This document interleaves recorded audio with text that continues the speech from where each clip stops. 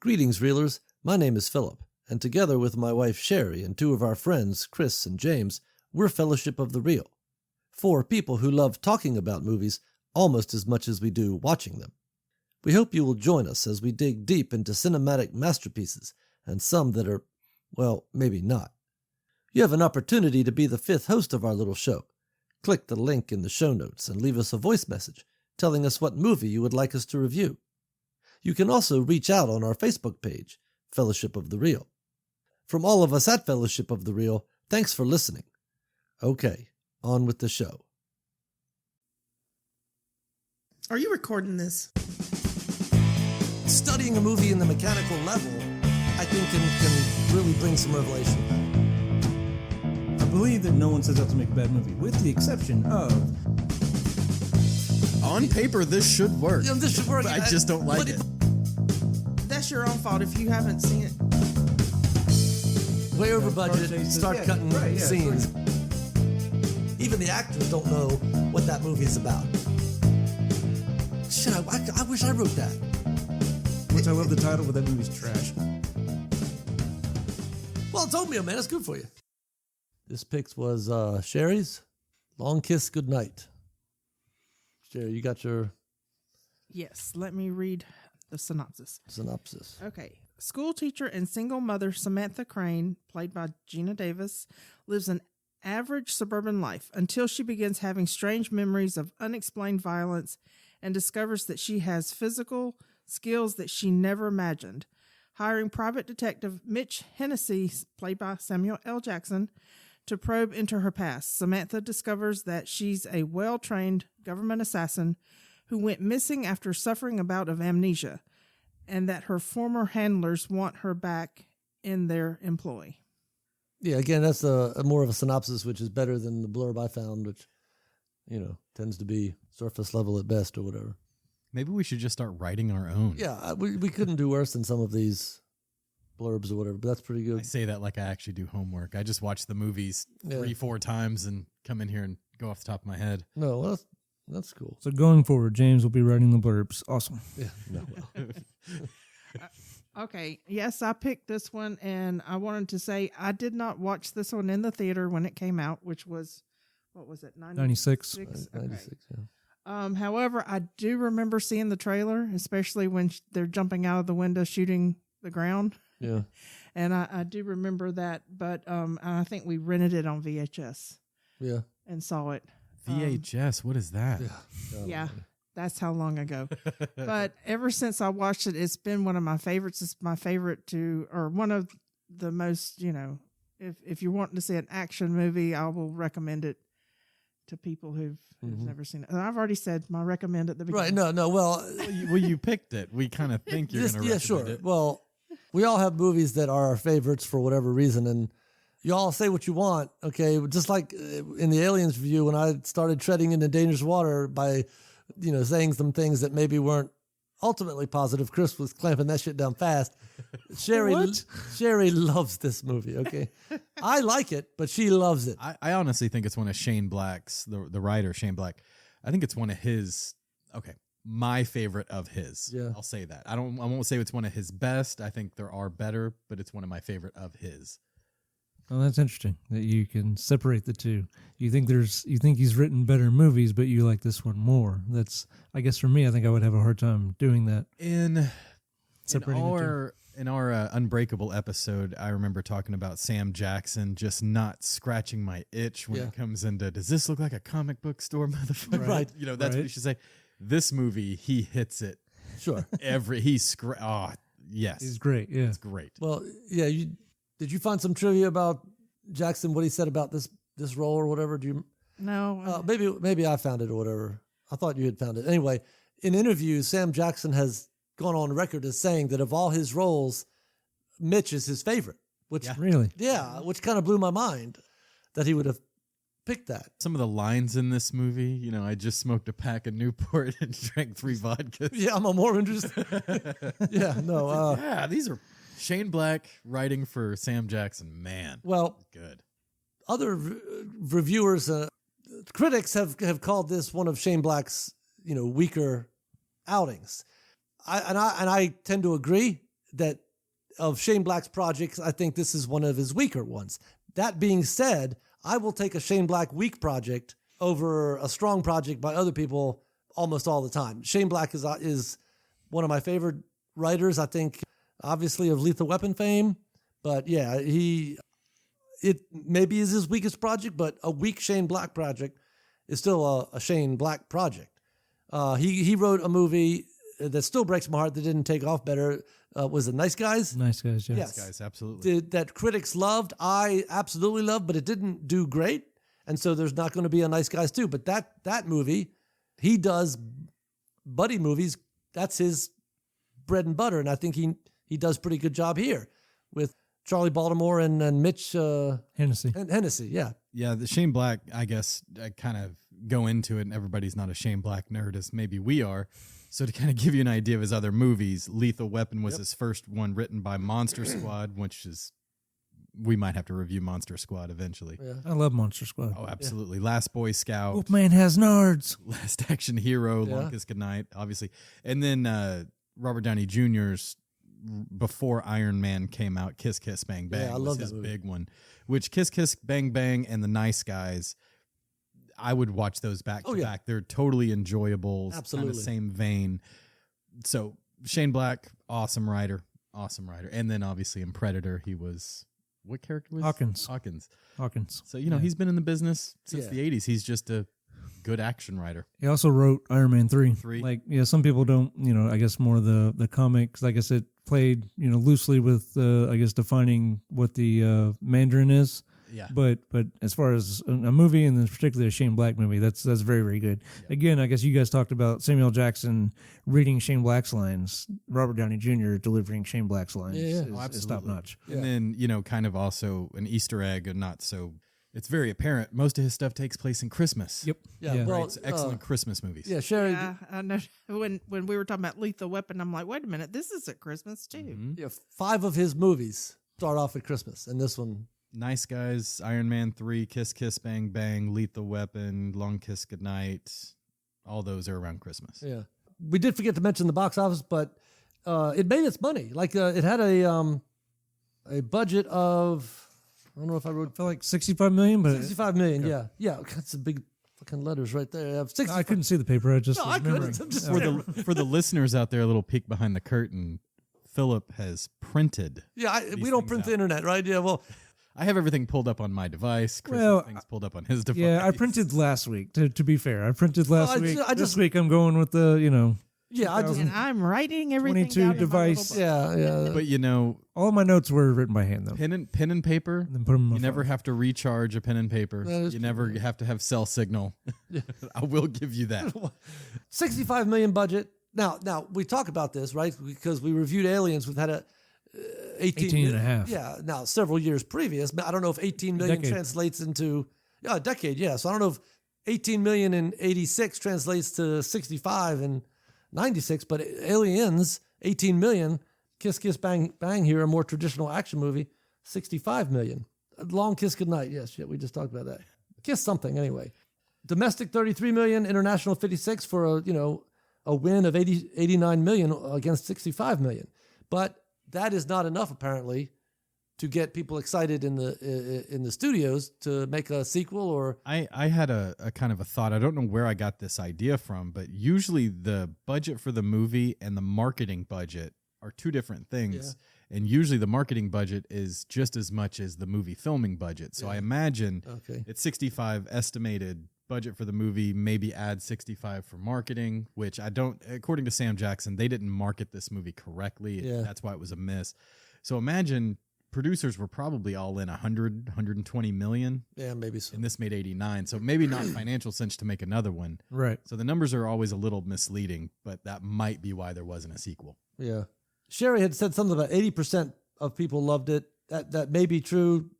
The scores on Tomato are 68 critics and 70 fans, which is still pretty good. Where'd you get your 80%, Sherry? Did I? You just polled 10 friends and 8 of them liked it, or right? 4 out of 5 dentists, maybe. Did I say that earlier? Oh, I didn't mean to put you on the spot. I was curious what the 68% on Rotten Tomatoes, and it was on Vudu 4.4 out of 5. Okay, all right. Well, and then 6.8 out of 10 on IMDb. So I don't know. That's still pretty good numbers. 2/3 to 3/4 of the people, critics and fans, like it, and I think it's a solid movie. And we'll get into some of the things, but Shane Black, he has this as a problem because he doesn't write bad stuff. Nice Guys, top to bottom, is a great movie, but it didn't land, and so we're not going to get any more of those guys. It's interesting. So one of the things I found when Shane Black wrote Lethal Weapon, he received a record of like $1 million for that. At the time, I guess was a record or a first-time screenwriter or whatever. Right. He was paid $7 million for Long Kiss Goodnight and set another record with being paid for a script. I think he got a lot for Last Boy Scout too. I had 5 in my head. I don't know if that's right. I'd have to look that up, but maybe it was 3, 4, 5. But definitely his worth and paychecks are going up. According to the sources that I read, Shane Black did make a big payday for Long Kiss Goodnight, but as far as his writer's circle, the circle in Hollywood, they looked at him as a sellout. So he didn't make another big movie after this one until Kiss Kiss Bang Bang, I believe. Wow. Because it was, you're making big money, you're selling out, which was $7 million back then. No writers were making that kind of money. So that's why he took a little break after this one. It wasn't super successful for whatever reason. But maybe, who knows? Hollywood's a weird game. Yeah, but I mean, as soon as I saw Nice Guys, I went out and bought it on Blu-ray as soon as it came out, right? I think it's a great character. Didn't we see that in the theater together? Yeah, that was when we did see it together. That was when my brother yelled it. Oh, yes, yeah, and your brother yelled at that guy, yeah. My brother, it was a girl. Yeah. It was a girl. Yeah, it was a teenage girl. She was on her phone or something, right? On her cell phone, and my brother reached across in his cop voice. Can you put that away, please? Yeah. She got up and left.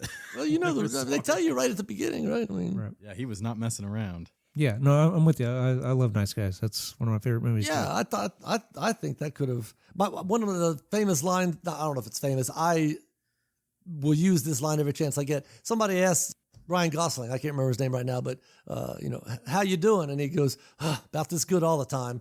And I just love that line. Okay, and I will say this about Nice Guys because I couldn't remember who was in it. It's is that Russell Crowe? Russell Crowe and Ryan Gosling, yeah. I'm not a fan of either one of those, but I did enjoy that movie. Yeah. And critics loved it. That's why I didn't at first want to see it. When I heard y'all were going, I was like, yeah, go. I can. No, I love that I'll watch movie. it later. But when I saw it, yes, I enjoyed that movie. I'm always a sucker for a Raymond Chandler style detective story. Yeah. Always Big Lebowski. Yeah. Kiss Kiss Bang Bang. Yeah. I love it. Shane Black does it very well. Yes. Okay, so that's Money Critics Fans. We're moving now into the breakdown of this movie. He became very hot at that point, so I guess people were probably throwing money at him. Yeah, give us the next, like you said, buddy cops type stuff. Right, yeah. With an edge, too. It's not just like... Yeah, his stuff has an edge. It's not just there's tons of buddy cop stuff in the 80s and in the early 90s, no, but Shane Black has an edge. There's a little bit of, I guess, morally gray characters. Yes, and I think he does character stories very well. Well, like you were talking about in the previous episodes of kind of the anti-hero. They have a little grease to them. They're not exactly perfect. Yeah, they're not always great people. Right. Yeah, so I think this is probably a no-brainer. Aliens as a monster in the house was a no-brainer. I'm picking this as buddy love. Chris, is that what you... Yeah, so I actually have it as do with a problem. I thought about that. But I'm not 100% sold on that. I could be convinced. My instinct was buddy love, and then I was like, well, I think maybe this is do with a problem. Okay. I tend to think that buddy love is Shane Black's wheelhouse, right? Lethal Weapon, Nice Guys. Yes. As a reminder, buddy love requires an incomplete hero, a counterpart who helps the hero get complete, and a complication. That sounds like this movie. And you have do with a problem pulled up by any chance? I don't. You don't. An innocent, I know it requires an innocent, and then I can't remember the other two. What are some of the examples of dude with a problem? Die Hard's dude with a problem. A guy going along minding his business and someone throws a rock in his pool. Breakdown with Kurt Russell. Yeah, they're just innocent going along when something completely disrupts their life. I would say Long Kiss Goodnight would be more buddy love, in my opinion. It's usually he'll call it a two-hander because they help each other. I think Mitch definitely helps Samantha or Bill or Charlie Baltimore, her two personalities, reconcile. But Mitch also starts off in a deficit.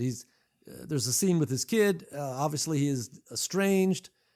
He's almost a hustler, right? Because he's running scams. Private detective. Yeah. Yes, he's a private detective, but he's running scams on guys. Sure. He's slimy. He's slimy. Yes, and not a good husband. His wife don't want anything to do with him. Won't even let, like his son says, I can't keep that, right, when he gives him a gift. So the son can't even take the gift from him. Right. And you can tell that he's being kept at a distance. So he's got a deficit. And I think by the end of the movie, they've helped each other. And we'll get to that, obviously. Well, he was a cop and he was caught stealing.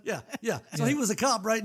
And well, they cut out a bit of it. I'm kind of glad they did. But in the backstory of Sam Jackson's character, he got caught stealing, went to jail. The thing they cut was he was assaulted in jail. Oh, really? Like raped. Oh. And when he got out, his ex-wife didn't want to have anything to do with him due to all those circumstances. Really? So I'm glad they cut it out because that just muddies the whole water. That would have been a really uncomfortable dark turn. Exactly. And with this movie, this character, Sam Jackson playing it, removing it was the that might kind of explain. So I always thought it was weird. And we're going to have to change the podcast we're going to get to this, but yeah, he's being held captive, right? Yeah, and he's naked in there. And I thought that was weird. Cowering, I thought that was weird, but maybe that explains that a little bit, with backstory. Because I was like, whoa, what were they doing in this part, man? Balk at it, but it pulled me out a little bit, not out of the movie. Just I questioned. Noticed. Yeah, I was like, wait a minute, what's going on there? In the way that the ex-wife interacts with him when he's there on the porch with his son.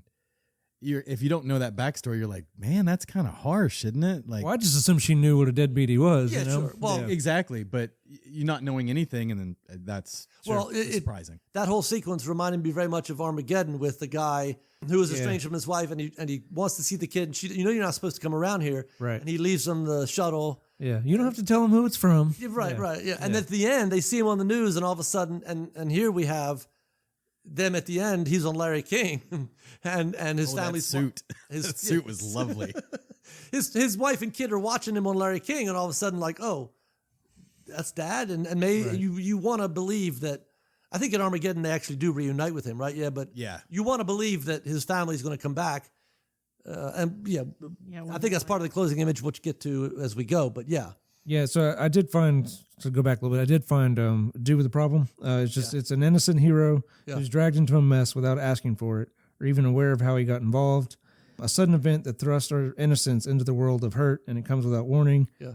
And then 3, a life or death battle is at stake, and the continued existence of an individual, family, group, or society is in question. Yeah. So I guess it just, and again, I'm not sold on it, but like I think you might have mentioned it on one of the other episodes or whatever that she's far from innocent. Well, yeah, but almost any movie could be a dude with a problem. But some of the parameters don't always fall in line. Because I guess I feel like Samantha Cain is very much innocent, minding her own business when this stuff happens. Right. Now, granted, she's got a past because of her amnesia, but with the amnesia factor, it's almost like she's two people, right?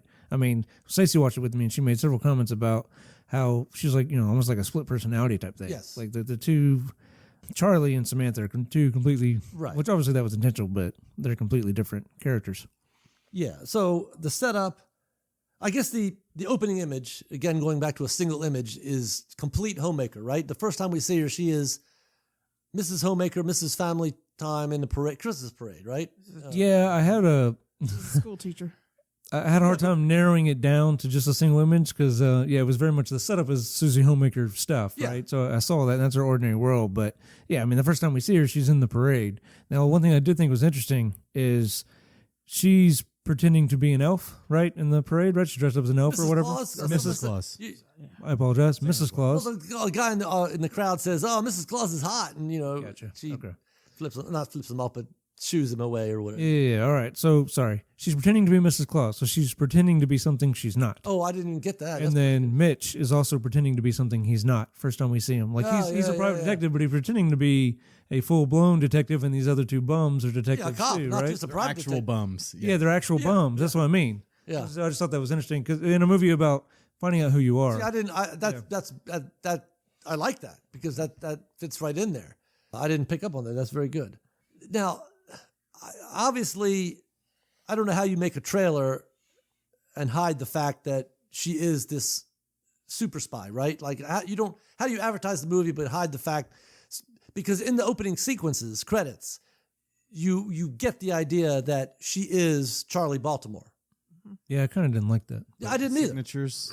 The signatures and all this stuff. And you like see negative images of Central Intelligence and her pointing guns, and so it was like all the reveal early. I was disappointed. The audience knows more than Charlie does or Samantha, which can lead to your audience being bored. Yes, now we're waiting for Samantha to catch up.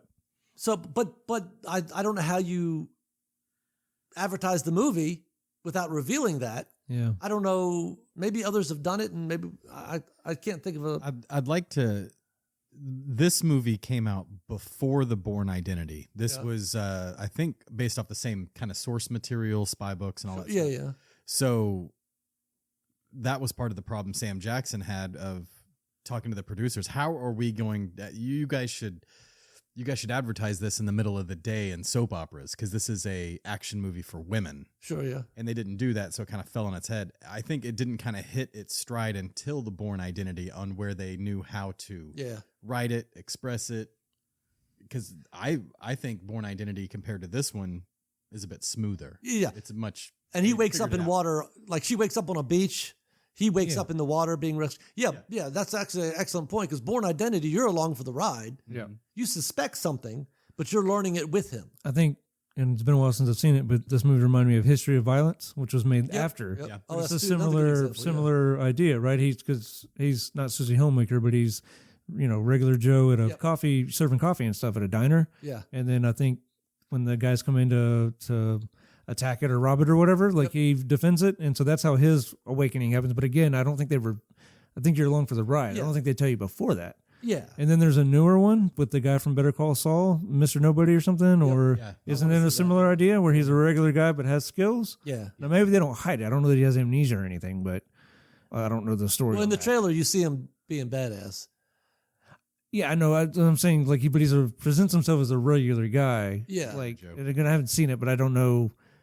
Is he retired, right, and done being a badass and trying to live a normal life, and then obviously that still works though, because you're along for the ride as he is drawn back into that world. Here, you're told she's. Yeah, it seems lazy to me. As awesome as Shane Black is, and maybe that was a producer note. Who knows? Yeah. The other movies, kind of using it as an example, Bourne Identity, I think they did it the correct way. Yeah. Like, you were along for the journey, like you were saying, bring it back to this, where more than Gina Davis's character. And you're like, okay, when is she gonna catch up to me? Because I know all this. How is stuff. she gonna? Yeah, that draws me. That's part of the fun, you mean, or draws you out of it? That draws me out because I know she's a super spy. I'm just waiting for her to figure it out. Yeah, right. I'm gonna go get more popcorn and go to the bathroom because she pretty much needs to come on. It could have been better, but hey, I still enjoy it. I think once you get over that, I think the movie it's really a fun movie. Yeah, she talked about focal amnesia.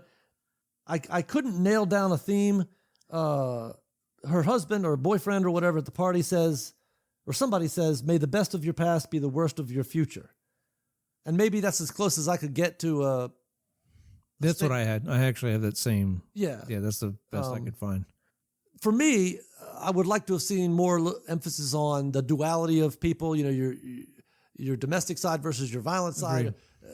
This is the uniting of two halves into a whole person kind of thing. But it is an action movie, and so you sometimes can't ask a lot of that. But I still think maybe that could have, in terms of a theme, that could have been something they might have explored or whatever. When this movie opens, she has been the catalyst and all of that. I thought maybe was a little weak because she's been doing this for a while, hiring detectives, trying to figure out.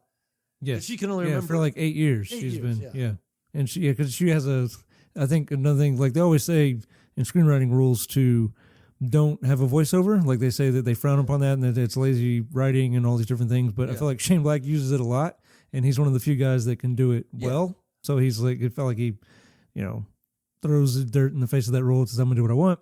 Right. Well, make $7 million. But anyhow, he does it well. And she has a line in the voiceover about, I've been doing this for 8 years. I used to be on the expensive ones. Now I'm on the cheap guys. Right. Which sets up Sam Jackson's character. Who is hiring bums and homeless people to play parts to hustle.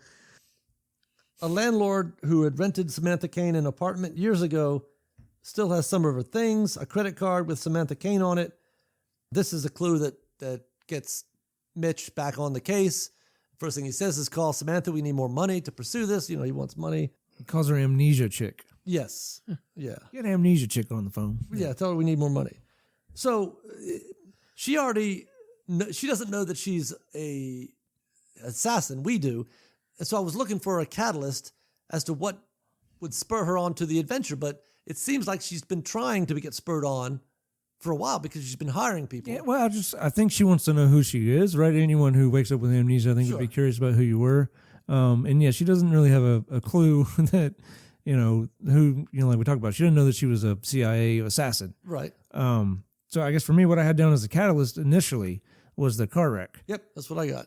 Because, she's taking a drunk neighbor home after a party and ends up hitting a deer, gets in a wreck, and he dies, and she's thrown from the vehicle. And then I guess starts to have flashes of, of her previous violent life. But even then, so is it like a double bump? Because later on, the one-eyed Jack guy or whatever sees her on the TV in the prison, escapes, comes to her house and attacks her. And so I feel like that's like a major catalyst because nothing really happens after the wreck. Sure, she starts cutting up carrots and, whoa, shit, I could have been a chef. Look at these cool skills. And then she's kind of has a personality split with the daughter on the ice. Yes. She breaks her arm and she's super shitty to her. Talking about bumps, okay, so double bump. I actually wrote down with a question mark, like I have down bump 4. Like, is this a 4 bump? Yeah. Because all the things you mentioned, the car wreck, the daughter, the tomato, or whatever, all these things trying to spur her on are like bumps to get her going. And I thought there was like 4 of them, right? Yeah. That makes sense. Yeah, there would be 4 because you got One-Eyed Jack, the tomato scene, the ice scene, the car wreck scene. Yep. Yeah. I think One-Eyed Jack being the strongest. I mean, the car wreck could have been, but there's no scenes of, I think her, even unless I don't remember right, of her at the hospital or and the husband going, are you okay? They just move on. Well, there is a scene is there? where she's unconscious in the bed and the husband. No, you're right. Yeah. You're right. But she's not awake, I don't think. Yeah. And no funeral for poor, drunk, handsy neighbor. Yeah. Well, yeah, it was kind of weird. I don't know, to me, to make it tighter, right? Because I guess he needed her to get a knock on the head to jar some of this stuff loose, right? Yes. Why not have her get her head hit when One-Eyed Jack shows up to attack the house? Yeah, no. Why have a car wreck? I don't know. I felt like there were bump 1, bump 2, bump 3, and bump 4. Yeah. I think 3 out of 4 of the bumps are triggered by blood. The car, the knife, and when One-Eyed Jack shows up are all triggered by blood. Yeah. Someone is bleeding and she has these memories. The skating, I think, is just triggered by her impatience at the child being timid or whatever. So at first I thought, well, blood, but then bump 3 didn't have that, but most of them are triggered by some kind of, appearance of blood. There is the cool line, chefs do that. She says it playfully one time, and then when One-Eyed Jack comes along. And she kills him. Yeah, chefs do that. Right. There was these scary, creepy sequences of Charlie coming back. One time cutting her throat, and then the horror scene on the cliff in the mirror. So that almost gothic horror. Yeah, it was weird. It didn't match with the rest of the movie to me. Tonally, it seemed a little strange or whatever. She can't when her daughter breaks her wrist, she feels bad about it as Samantha later and can't remember that she said those things. Yeah, right. Yeah, again, it's almost Stacey had talked about Split, where different personalities in that movie, they call it taking the light. Yeah. So they're you're, I guess if you not aware of what the other one's doing kind of thing. Yeah. That's what it seemed like whenever Charlie would come out. There's a good line in there. She's, feels guilty about the broken arm and not realizing it, and she's hiding in the treehouse. And when the boyfriend shows up, he goes, I think you're looking for a doghouse. This is a treehouse. Oh, yeah. I don't know. I like that line. Right. Sam shows up, and the two of them set off to find some answers, which I'm pegging as sort of the break into 2. Yeah, that is my breaking it too as well. There's not much of a debate, because I guess to your point, she's already she's been doing this kind of debating. I guess like one synopsis I read, which I don't feel like I got this from the movie at all, was she goes on this adventure to find out who she is because she's worried about bringing harm to her family, to her daughter and to her boyfriend Hal. But I don't feel like the movie set that up at all, unless I just missed it. Well, because her boyfriend says something like, no matter who you are, I'll love you. I will love you. I won't be scared. Yeah, as opposed to good cows could have been. We always get in the danger of rewriting these things. Yeah, but if he was, after that, seeing her, he's not unnerved by seeing her kill this dude, throw the daughter into the treehouse through a hole in the house. Right, yeah. Like he's, have him unnerved by that and threaten to leave or whatever. Right. Hey, until you figure this out, I don't think we can be together, Samantha. I don't know, that might have been a stronger catalyst. The whole reconciliation of who she is. Like she's a fractured person and have CPS show up, take the kid away. Right. A B story I wrote down, who is leading her to change? Her daughter to be domestic or others to be lethal? So she was being pulled in seemingly two different directions, right? Like her daughter was wanting her to be a mother to her, but then you have these others who... So the daughter's the B story? Well, I really couldn't nail it down, right? Because I think that's where I had trouble with it, choosing it as Buddy Love, because Buddy Love, it'd have to be Mitch. Waldman later says, forget all that. That's not who you are. Like, pulling her to be Charlie, so she's being pulled in two different directions and she needs to reconcile. So I think if there's a theme, maybe it leads that way, like reconciling your light and darkness, like we all have so. Yeah, she didn't finish the mission, right? These bad guys are still out there. She can't be at peace and be safe with her Hal and her daughter until these bad guys are taken care of. Yeah. But Samantha can't do that. Charlie has to, or a blending of the two. Sure. I found it funny because, and this is just an historical note, this is way before, cell phones and the internet, but like she calls it my portable phone. Yep. Yeah, I made a note about all that. These awkward portable phones. All these awkward names for, Right. Again, I saw this on VHS. Yeah. It's old. A lot of setups and the writing of the number on the cast. I mean, I knew as soon as she wrote, it's been a while since I've seen it, but as soon as she wrote that number, like, well, that's going to come up later. Right. So right about 25 minutes, I'm pegging the break into two, which is about right. Almost textbook right, really, if you think about it. But that's what I'm pegging it at, around the 25-minute mark. I call them Sam and Samantha because Sam Jackson and Samantha, but it's, Mitch and Samantha drive into the second act. So she decides and they go off in the car, and then I guess they're on the... And they're going to the apartment? Stuff? Yeah, on the way to the landlord's is what I have, That's right? To investigate the lead that he had. Yes. She wanted to go with him. Got it. Yeah. Yeah, and gets the belongings that were left. by the... Yeah, because that's where they find the suitcase, right? That has clues and stuff. Yeah, the book that has a clue to Waldman. Now, again, there's a lot of fun moments, which really have nothing to do with the story. I guess they're character. They are a character, so they do have something to do with the story. But they're driving along, and Mitch sees the jogger. I thought there was a really great line. you saw her tits. So neat. It's so neat. Right. It's like she's totally disparaging him. And is your neck okay? Because he runs them off the road. It's so neat. And he was just like, "What are you talking about?" Yeah, yeah, it's a guy thing or whatever. And you got her, you got her beat from the neck up, Right. I really had a good time with their exchanges. Wait, I didn't go woo woo woo. I wrote down snappy exchanges between Samantha and Mitch about the jogger. You saw her tits. It's so neat. The clue in the book that leads them to Waldman. There's a bit about him getting the song wrong too, which is that was funny. It's not the linen. Not the linen, yeah. It's about moving in, yeah. And that's good fun writing, and that's Shane Black's bread and butter. Like he's going to give you a two-hander with just two great characters. He does that. Lethal Weapon and Nice Guys are amazing. Well, how I come to see the movie the first time, I had a supervisor who asked me, "Have you seen it?" I said, no. And all she could do was dun dun dun dun Yeah. dun. And she said she would just bust out laughing and go dun dun dun Yeah. dun dun. Put the keys in my pocket. Yeah. And so No, it's and I found it like I enjoy these characters, but I just find it, not amazing, but shocking that Sam Jackson liked this character the best because I wouldn't have guessed that. A clue in the book, Waldman, the dog. Oh yeah, again, great exchanges at the dinner table where you could have had just a regular scene when you entered when we're meeting Waldman, right? But here we got the dog licking his asshole scene. Yeah. Yes. Been licking his ass for 30 minutes. Yeah, I propose to you that whatever's whatever's either gone for good or there to stay. Yeah, good stuff. Yeah, so and only, I mean, a lot of actors could deliver it, but Brian Cox does a great job of delivering that kind of line. You know? Yes, this and kind of in a timeline sequence. This is Brian Cox's first iteration of that type of character. After this movie, he was hired to play that kind of guy. I didn't know that. Wait, he was in Born, wasn't he? Yeah.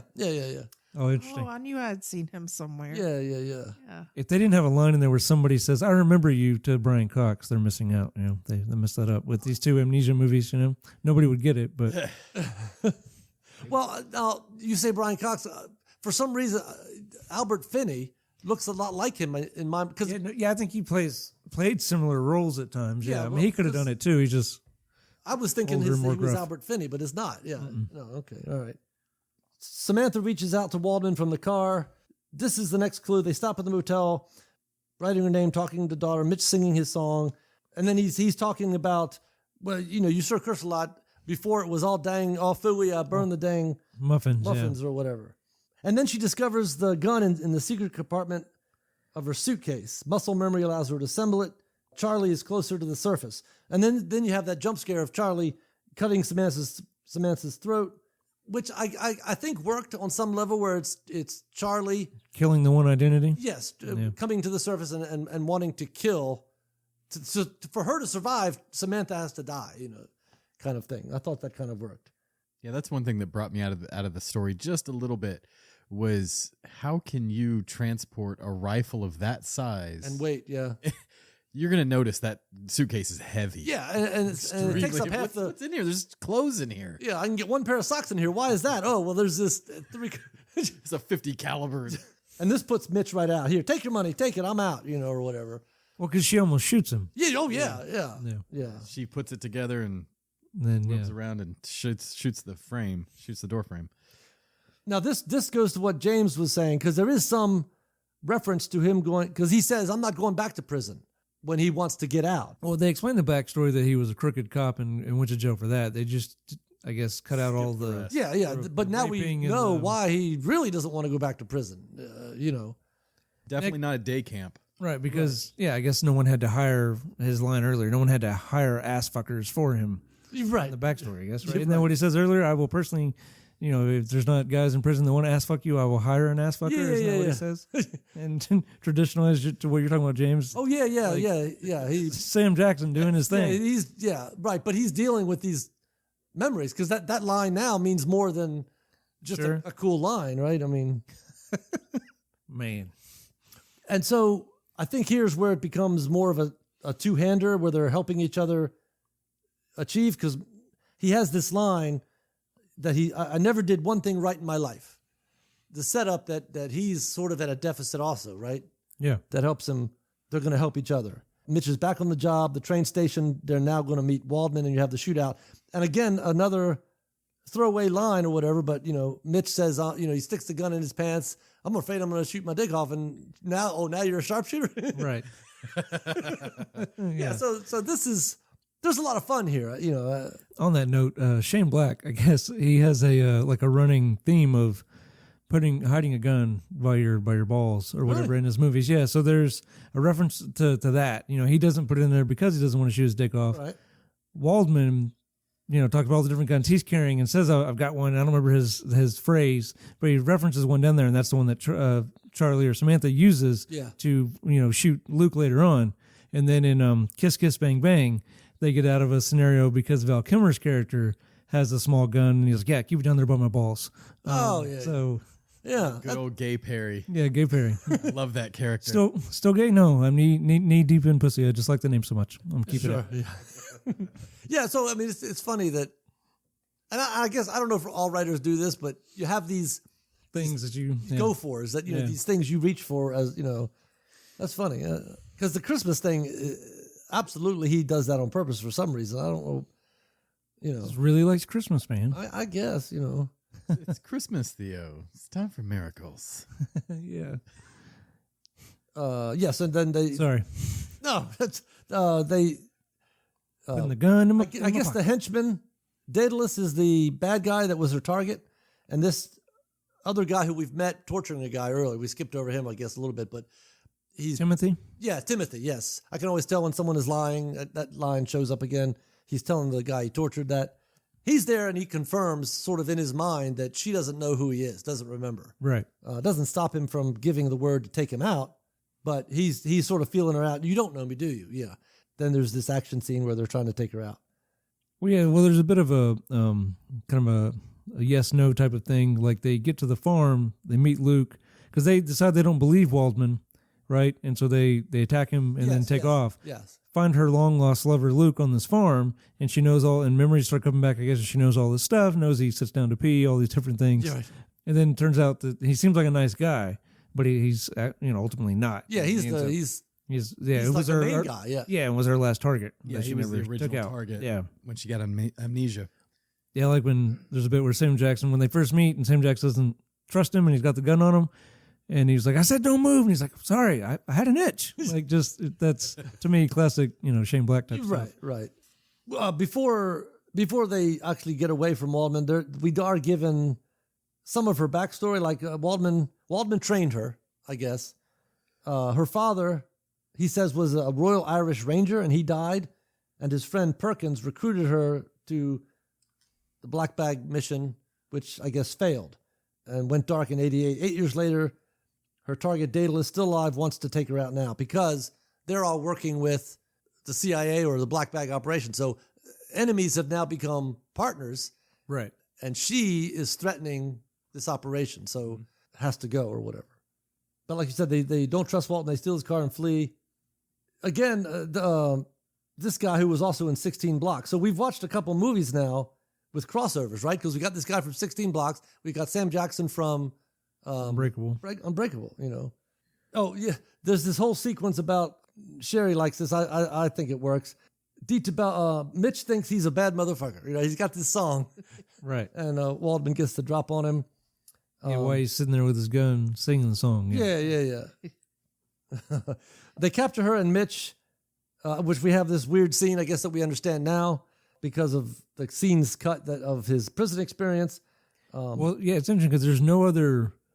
Like, they just take him away. And next time we see him is when she rescues him and he's like cowering on the ground, naked, maybe even a little beat up. And, like, they even zoom in on his face. Like, he's terrified. I feel like some of this backstory that James mentioned, maybe they even filmed some of that and then decided to cut it. I don't know. Because it's just... Possibly. You could just have him tied up in a chair or something, like they do later on. It's weird. Like, yeah, it was definitely like, why was this poor guy naked? Why isn't he on a torture wheel too? I don't, Yeah, no, they just have him... I guess they need to know what she knows or whatever. No, I get that. I just, without the backstory, it was weird to me. Yeah. Well, I don't know. I just thought that, okay, he's supposed to be protecting her when they get to the farm. And then she ends up saving him. Oh, yeah. Yeah. Charlie is fully... Yeah, reversal of roles. Yeah. Yeah. And maybe... I didn't think about that, but maybe it's typical to have the female being cowering and even stripped naked and all this stuff. Yeah. Well, and then he had said, I've never done one thing right in my life. Like he's just a poor guy. Everything he touches seems to, right. He even has the gun and has a good position and I'm a badass. And then he gets, he has several guns. Yeah. He has the rifle too. That's right. And my rifle too. Yeah. No, just what to do. Yeah. But that, when she's on that wheel though, that's one of my favorite scenes. Yeah. Mm-hmm. Is you just see her go from switch. Yeah. Yeah. She's scared and she's cold. And then all of a sudden she's like, and then obviously emerging from the water, this being born again. Yeah. So I don't know what you have as the midpoint. I guess I'm still in fun and games up to the wheel. From the water she rises, now Charlie. So she may be Samantha before she goes in the water. And then we have the setup of Waldman with his gun down there. And so, but when she rises, she's fully Charlie. That is my midpoint, is a false victory, her finding out who she was and becoming Charlie. Because, I mean, what that means is for, bad guys close in is, well, if she's Charlie, then that means that Hal and the daughter don't mean as much to her. Yeah. And then, of course, you got all these bad guys that want to kill her if she is Charlie. Because the whole thing was if Charlie was still dead, then, she could go back to her life or whatever. Right. Because, so I have this as a false victory. Also, she gets everything she thinks she wants. Because you see the picture of her family and she's torn out of it. Yeah. Right. So I thought this was a very cool sequence. The song She's Not There, I thought tonally and everything, that scene was very cool. Her putting on the makeup and becoming... Yeah, finishing the transformation. Yeah, dyeing her hair and cutting it and Yes. She reminded me of, I was going to say this earlier, even though it was done way later, I don't know if there was, I know that was based on source material and I guess this is an original by Shane Black, but her character, Charlie, with the blonde hair and being a CIA assassin, reminded me a lot of Atomic Blonde with Charlize Theron. Yeah, I don't just those type of. Yeah, they're both blonde. They're both lethal. They were both in the 80s and worked for the CIA. Like I don't know, like maybe be a coincidence, but yeah, I'd have. You haven't seen? You should see Atomic Blonde if you haven't. Okay. Anyways, so there's two sequences. Mitch is gearing up. He's got his own song. Yeah, so I thought that worked. Mitch again talking about the duality of personality. So Mitch is offering that to Charlie Baltimore that Samantha had to come from somewhere because Charlie is trying to seduce Mitch, again trying to really put to death Samantha. Right, This is something Samantha wouldn't do. Homemaker now, but Mitch is declining, right? So and I guess almost the B story at this point for her, saying that Samantha had to come from somewhere, that is part of you, and Charlie Baltimore wants to reject that. Right. And he even tells her, didn't he tell her to call Caitlin, call your daughter? Yes. Yeah. Which I guess now I'm at the bad guys close in. Her handlers decide to take her out, but Charlie is playing them. I'd forgotten. I was a little shocked. She actually throws Mitch right out of the car. And he just lays there smoking on the ground. Like, Mitch, this is Mitch. Like, okay, well, this is my life, Right. Can't do one thing right, and here I am on the street. That figures, Right. So what you're saying is you don't need me. You know what? You're right. Get out. Yeah. Shoves him out, yeah. Yeah, I'd actually forgotten about that. And that... But yeah, I mean, as I was watching that, because it's been a while since I've seen it too. So he's sitting there laying there on the ground. Just I'm not even going to get up. Just smoking a cigarette. What is the point? So that's how I took it at first. But then, like very shortly, she comes back around and stops and says, "Get in." So did he know that she's going to figure out in a minute that she does need me? I'm just going to smoke my cigarette while I'm waiting on her to figure it out. I think he's like this. He's not surprised when she comes back. Well, I don't. At this point, I don't think. I think he there's so much shit and nothing's surprising. Yeah, this is my life, Okay, I'll get in. Okay, Yeah, I think he is just. This is my life, Yeah, because all he says is like, "Found a use for me after all," and gets up and gets in, and off they go. Right. Yeah, so she gets home, and there was this setup with the kid about smoking, and I thought this could have been handled a little better, but there was this setup. If I catch you smoking again, they'll never find the body or whatever, and now is Charlie. She takes a cigarette and smokes and hands it back. I don't know that that's a good payoff for that setup. Yeah, because now it's if you tell anybody you saw me, I'll blow your fucking head off. Yeah.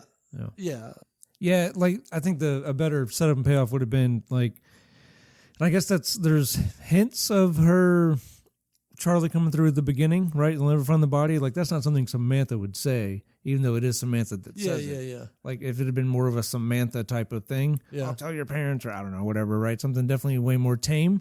And then, you know what I mean? Have that with, I'll blow your fucking head off. Or have Charlie have they'll never find the body. Have that. Yeah. I have down here, because I'm watching this, and it had been a while, but as I'm going through this, I think Gina Davis was very persuasive. I was on board with her as an action star. Sometimes you watch these things and they're trying to shake things up by having a female action star or whatever. But I think Gina Davis... Like, I enjoyed the second half of this movie almost more than the first half. Yeah, I'd agree to that. And it kind of puts it back into the category of Gina Davis, Sigourney Weaver being just badass women. Yeah. heroes. Yeah, the only thing I didn't like that bugged me, because as far as the physicality of it, it's fine. And the look and all that, it seemed like at times, like the way she would change her voice. And there's certain like male, it's not a female thing. Male actors have done it too. It's their, when they're trying to be tough, all of a sudden they put on a tough guy voice.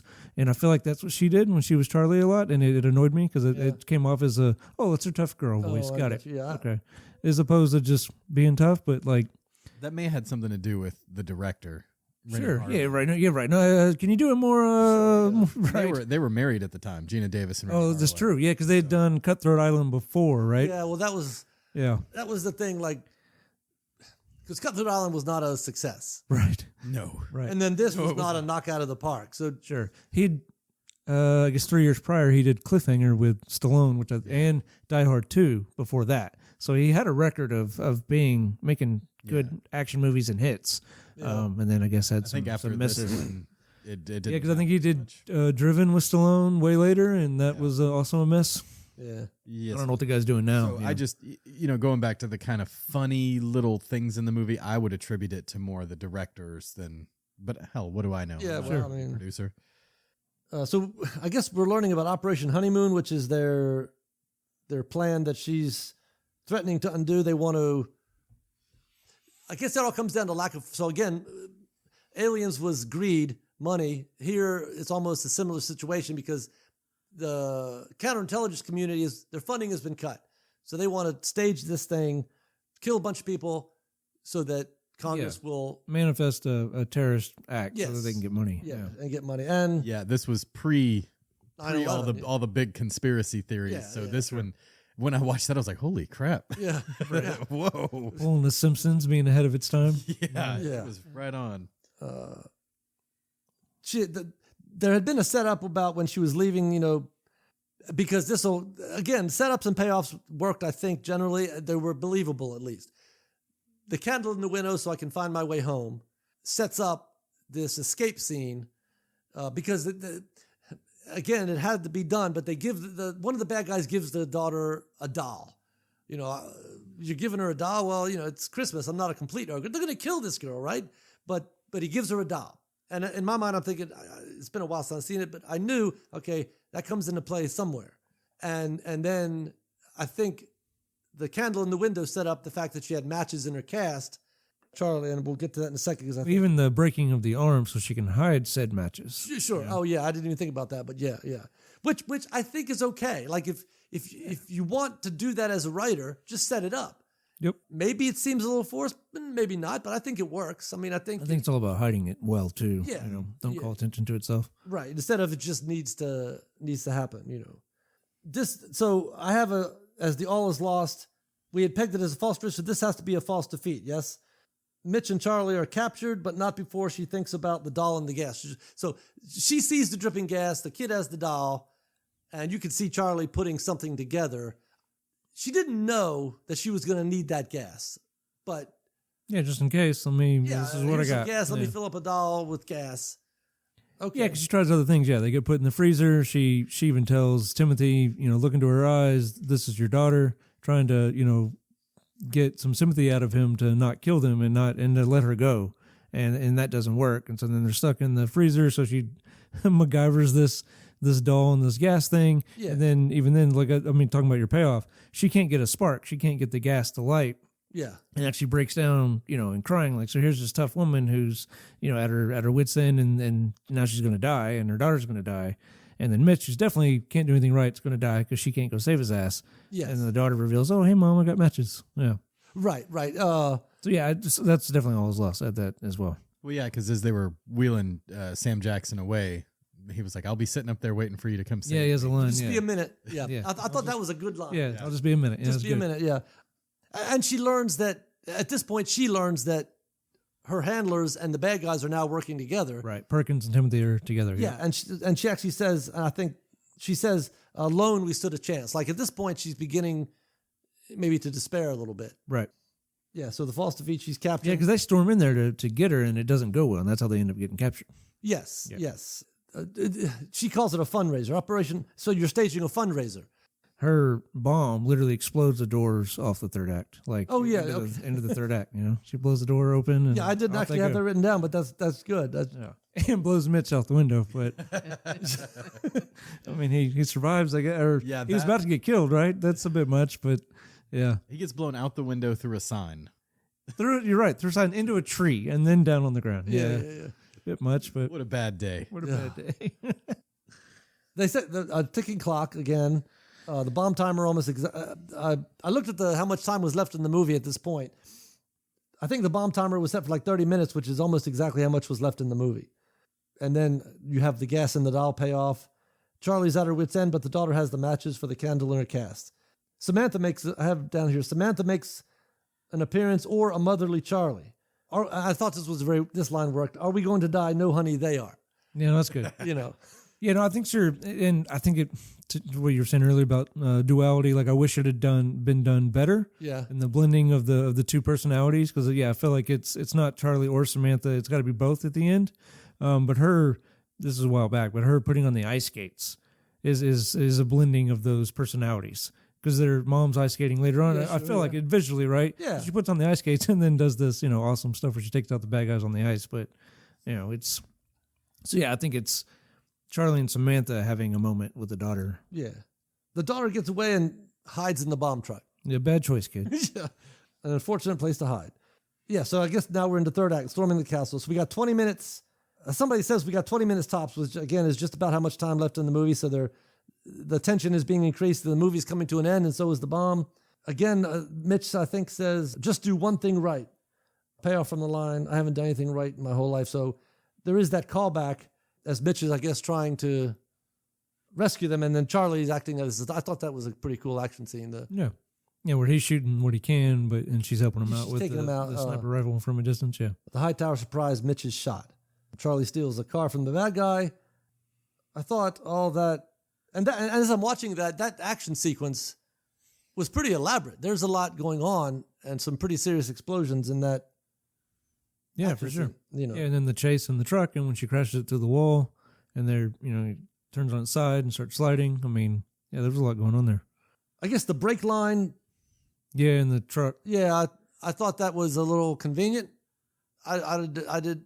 I thought that was part of the staging of the. Oh, was it? Because they put the Middle Eastern guy is supposed to be their patsy. He's dead. Yeah, because he was in the freezer and you see him. Yeah, but what do they need to cut the brake line for? Like, I don't know. I just thought it was part of it. Maybe it's not. Yeah, I don't know. Anyway, the truck's wrecked. The bomb is ticking. The daughter is trapped. The bad guys are still kicking the shit out of Charlie. So the action scenes I thought worked. She had set it up with "You're gonna die screaming," and yeah, I think he does.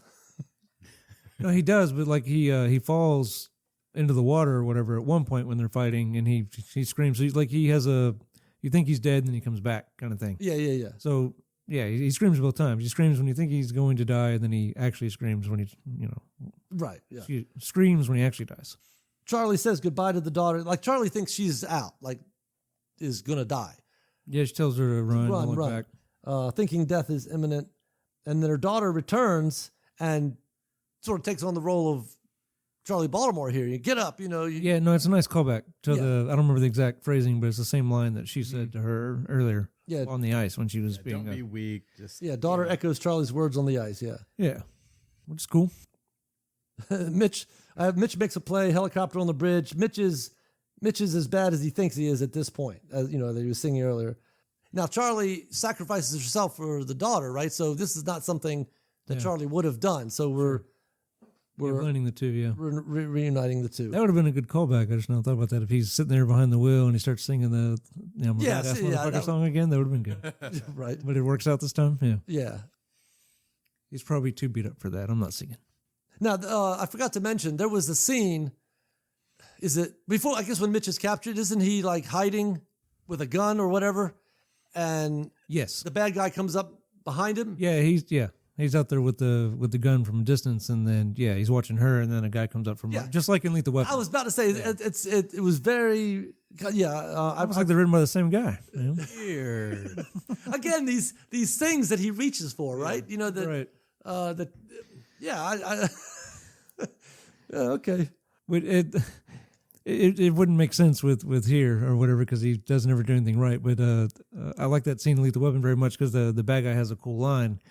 He tells Martin Riggs, "Don't try it, kid. You're not that fast." Like he was going to try to get one more shot off. Yeah. It was just kind of cool. Yeah.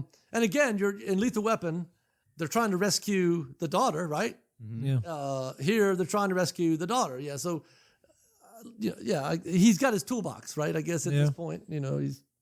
Now, the final image is. I have this as, again, the almost reminiscent of Armageddon, where the deadbeat dad is the hero and the family sees him.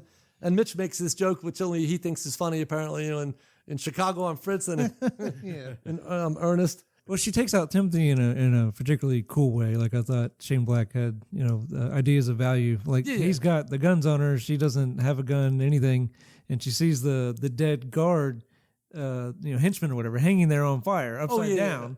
And by the Christmas lights. So she grabs the Christmas lights and pulls on it. Yeah. And as she's going up, in the flaming body's coming down. She grabs the gun off the dead guy. Yeah. Takes out Timothy. It's pretty cool. No. I thought the action sequence. And then puts her feet together as she slides down and takes out all the lights. I thought it was very cool. Very cool. Moment. Yeah. On board. Cool way to kill the bad guy. Told you you'd die screaming.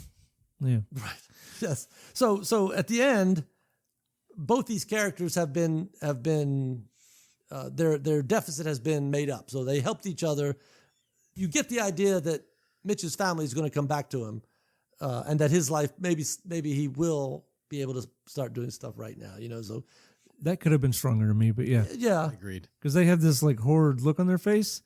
And this. With the family? Yeah, to me. And then he makes that terrible joke. And I'm like, yeah, she ain't taking that guy back. Yeah. Like, I feel like he messes it up. He gets in his own way too much. I might let him see the kid once every month, but sure, I'll open up to that. Maybe you can. Yeah. Yeah, the two will become one. Charlie, Samantha, happy domestic. Yeah, well, happy and domestic, but still didn't lose the skills that she acquired. Like she throws a knife, so I guess to me that was like still there in case trouble shows up. She can She's a good one to have around, but she's reconciled.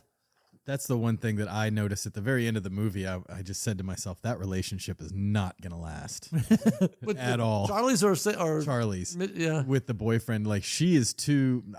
I don't. Yeah, he's like she is a different person than what that boyfriend. Oh, for sure. Yeah, I was never. What he signed up for. I did not. I was not impressed with him. I didn't think he was funny at the Christmas party as he thought he was. I don't know.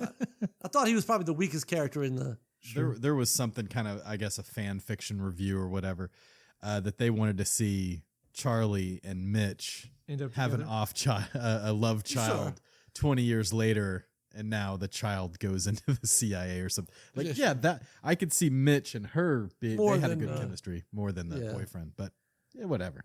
Yeah. So I think that's what I have. I just wrote down. I always look at the credits. So there wasn't anything astounding, but two of my favorite credits are Man in Bed and Burnout 1 and 2. So two guys got to play Burnout. Probably the bums at the beginning. Yeah. That Man in Bed, I've seen him before in other movies. Rex Linn? Correct. Yep, that's Rex Linn. Okay. Yeah, he was in Cliffhanger. I don't know how many other. If he's like in a lot of. Earp. He was in McLowry. Yep. There he's and that's where it was. Does the narration for Million Ways to Die in the West. Because he has just one of those good voices, and I think it works perfectly. Because like at the beginning, it starts off like almost like a documentary of the Old West. And he's showing the picture of this lady who's not very attractive, and he's like, back in 1883, this was Miss America. Shit. Look at her. Just it works. I probably butchered that, but it sets the tone for them. I love that movie, but it sets the tone for that whole movie. And he was also in one of my favorite, just stupid movies, Zombievers. Zombievers. I tried watching that. I've never seen it. The dialogue between Bill Burr and John Mayer in the truck.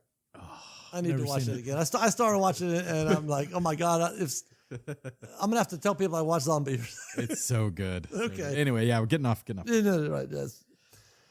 Anything else? Let me see. This, Brian Cox obviously was in it, but David Morse, you had kind of mentioned 16 Blocks. David Morse is who we're talking about on that one. Yeah. Yeah, he plays Luke. Yeah, they're Daedalus. Yep. Right. That's all I got, though. All right. Yeah, it's funny. We've had crossover with, just we're picking these things random almost, but it seems like we had crossover. Any other thoughts or anything, Sherry? This was your pick. No. Obviously, she thought it was okay. Yeah, I enjoyed watching it again. Yeah, and laughed and. Yeah, I wouldn't say I was reluctant, but I knew this was kind of like one of his weaker movies, and so I wasn't necessarily thrilled about watching it. But as a second viewing, there was a lot to enjoy about this movie. Like I said, I'll take his weakest stuff over other people's strong stuff almost any day. All right. Well, so now we need to recommend. Yep. Yes. No, I did want to mention. I know we've seen now 2 movies with Samuel L. Jackson, and I think now we understand. He got that Academy Award this year it's an honorary award. Oh yeah. And for lifetime achievement type of thing. Awarded for extraordinary distinction and lifetime achievement. Yeah, sure. Awesome. No, yeah, Sam Jackson always delivers. Yes. So cool. Yeah, I mean, he's one of those actors that it doesn't ever seem like he's phoning it in, and he's been in 200 movies or whatever it is. Like whether it's a small budget movie or a big budget movie, it seems like he's there to do his job, and he's not gonna phone it in. Well, I think a lot of that has to do with he didn't get super famous and into movies until he was later in life. Yeah, so he knows. I would say if I was in his place, I would know what I had. Sure. I'm going to give it man, this beats it. They're going to pay me a ton of money. All I got to do is come pretend. Right. Sam Jackson's one of the top ones. I love it. Yeah, I mean, he got on my radar probably with Pulp Fiction, right? Yeah. Yeah. And he was Pulp Fiction, and then Die Hard with a Vengeance was around the same time. Yeah. Was he was in Jackie Brown, yeah? Did he Oh, yeah. Yep. play the guy with the car, the guy in the trunk or whatever? Anyway, I just wanted to add that since he did win that. Yeah, I guess I'd forgotten that or didn't know that. That's cool. And then Time to Kill is around the same time frame that we were just talking about, like all those years. Like that's probably what. Yeah, after that, everyone knew who Samuel Jackson was because he was in Coming to America back in '88, and nobody knew who he was. He's the guy that goes in and robs the place. Gets tripped by the mop. Yeah. Wow. Yeah, I'd seen Coming to America, but I didn't even know he was in it. That's great. Oh yeah, he's classic in that too. Yeah. Please refrain from pointing your gun at any more of these people. What? Yeah, he's good. Jerry, we know what you think. Highly recommend. Highly recommend. I'll watch it again. I'm torn between recommend and consider. I definitely think it's worth considering, and I probably would recommend it because I think it is a lot of fun. So my turn. I guess I go. I would give it I'm unlike you. I'm torn between consider and recommend. I'm just a big Shane Black fan. I like everything he does, but if somebody was coming into it not knowing anything about Shane Black's style, I think knowing his back catalog, I enjoyed this movie better because I enjoy his other catalog. If I'd come into this with fresh eyes, maybe I wouldn't have enjoyed it as much. So I would definitely recommend it, but give it a consider at least. Yes, I'm looking at it with Shane Black. If you want to see a really classic Shane Black movie, I might turn you on to the Nice Guys or Kiss Kiss. Certainly Lethal Weapon. Yeah, see, this might not be my first choice for a Shane Black movie because I do appreciate it because it is Shane Black, like you were saying. Yeah, same here. I mean, I guess I'm going to be a consider. Yeah. If you're a Shane Black fan, then yeah, definitely. And you haven't seen it, give it a go. But yeah, it's a fun action movie. It did feel very dated to me. And yeah, there's better Shane Black movies, there's better action movies, but it's not. I'm not going to pass. It's not terrible. But yeah, I mean, it's just considered to me. If it's your cup of tea, that a '90s action movie, or you want to check out Shane Black's catalog, then give it a go. Yeah. Very cool. All right, sounds good. Till next time. I said no, and all she could do was dun dun dun dun dun. But I think we rented it on VHS. Yeah. And saw it. VHS, what is that? Yeah, that's how long ago. I just said to myself, that relationship is not going to last. Yeah, okay. Right. Can't do one thing right and here I am on the street. That figures. Why isn't he on a torture wheel too? I don't know. They're gone for good or there to stay. Yeah. Good stuff.